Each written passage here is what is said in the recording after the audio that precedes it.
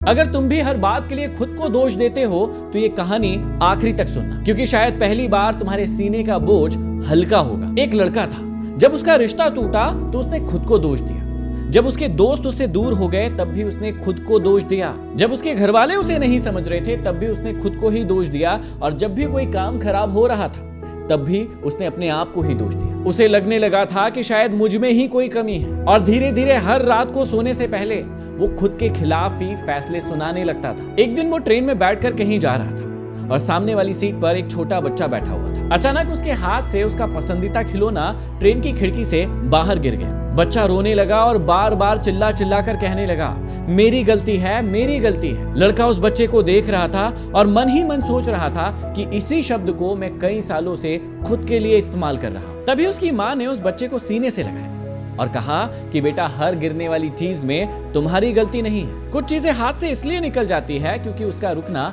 तुम्हारे जीवन में लिखा ही नहीं था। अब बच्चा तो चुप हो गया, लेकिन सामने वाले लड़के के अंदर कुछ टूट सा गया, क्योंकि ये बात बच्चे के लिए नहीं थी, ये बात उस लड़के के लिए थी। उसे पहली बार समझ में आया कि हर रिश्ता उसकी वजह से नहीं टूटा, हर नाकामयाबी उसकी वजह से नहीं मिली। कुछ चीजें बस समय की होती है और कुछ लोग जिंदगी के सिर्फ सफर के होते हैं। हर बार मेरी गलती है ऐसा आप भी अब कहना बंद कर दो, क्योंकि हर टूटी हुई चीज के लिए आप जिम्मेदार नहीं हो।